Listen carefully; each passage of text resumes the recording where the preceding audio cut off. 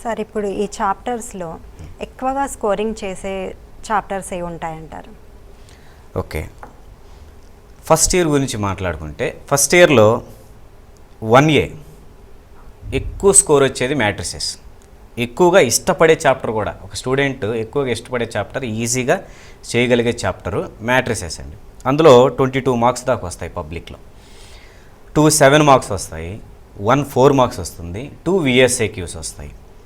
అవి కూడా చాలా చాలా ఈజీగా ఉంటాయి. అదొకటి ఎక్కువ స్కోరింగ్ తెచ్చేది. Next vector algebra. Vector algebra కొంతమందికి నచ్చుతుంది, కొంతమంది కొంచెం హార్డ్గా ఫీల్ అవుతూ ఉంటారు. ఆ వెక్టార్ అంటే ఏంటి, స్కేలార్ అంటే ఏంటి, అది అర్థమైన వాళ్ళు నీట్గా చేసుకుంటూ వెళ్ళిపోతుంటారు. కొంతమందికి అర్థం కాదు, కానీ సమ్స్ అయితే ఈజీగానే ఉంటాయి. వాటిల్లో సమ్స్ చేయడం అనేది చాలా ఈజీగా ఉంటుంది. వెరీ లిమిటెడ్ ఫార్ములా ఉంటుంది. ప్లస్ ట్రిగ్నోమెట్రీ ఎక్కువ వెయిటేజ్. ట్రిగ్నోమెట్రీ ఫార్ములా ఏ స్టూడెంట్ అయితే నేర్చుకుంటారో, అంటే first set of identities student ఎవరైతే నేర్చుకుంటారో అక్కడి నుంచి కన్వర్షన్స్ నేర్చుకోవాలి. ట్రిగ్నోమెట్రీ అనగానే ఫార్ములా చాలామంది ప్యానిక్ అవుతుంటారు స్టూడెంట్స్. ఏ ఫార్ములా సపరేట్గా చదివితే ట్రిగ్నోమెట్రీ హార్డ్గానే అనిపిస్తుంది, ఏ స్టూడెంట్గానే హార్డ్గానే అనిపిస్తుంది. స్టూడెంట్ ఎప్పుడైనా సరే ఫస్ట్ సెట్ ఆఫ్ ఫార్ములా నీట్గా నేర్చుకోవడం, అక్కడి నుంచి కన్వర్షన్స్ నేర్చుకోవాలి. ఈ సెట్ నుంచి ఈ సెట్కి formula what is the difference, ఎలా వచ్చింది, ఆ కన్వర్షన్గా నేర్చుకుంటే ట్రిగ్నోమెట్రీని చాలా ఇష్టంగా నేర్చుకుంటారు.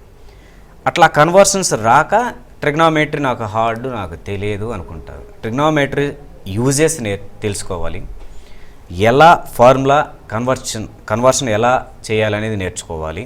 ఇవి కానీ తెలుసుకుంటే ట్రిగ్నోమెట్రీ అనేది చాలా ఎక్కువ వెయిటేజ్ ఉన్న చాప్టర్ కూడా ఈ ట్రిగ్నోమెట్రీలో మళ్ళీ పార్ట్స్ ఉన్నాయి.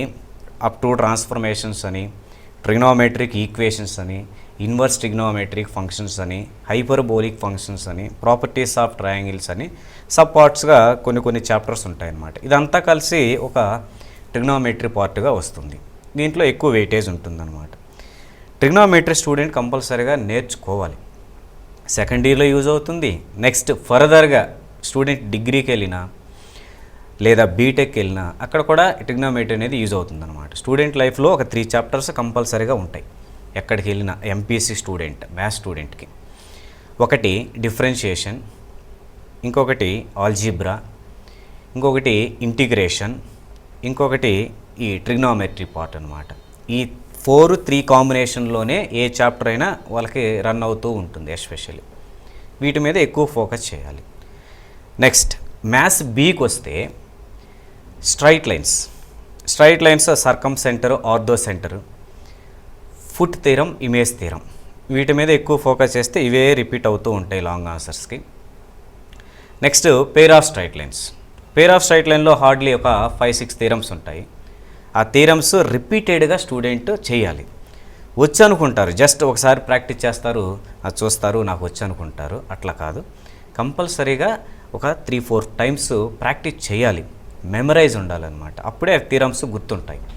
నెక్స్ట్ హోమోజీనియస్ సమ్స్ అని ఒక 4 సమ్స్ ఉంటాయి, వాటిల్లో ఎక్కువగా అడుగుతూ ఉంటారు. Next DCs and DRs, direction cosines and direction ratios, వాటిల్లో హార్డ్లీ ఒక 7 క్వశ్చన్స్ ఉంటాయి, వాటిలో నుంచే ఎక్కువ అడుగుతూ ఉంటారు. Next differentiation, next applications of derivatives. ఇట్లా చాప్టర్ వైజ్గా స్టూడెంట్ వెళితే ఈజీగా ఈ మ్యాథ్స్ బీని కూడా రాయొచ్చు.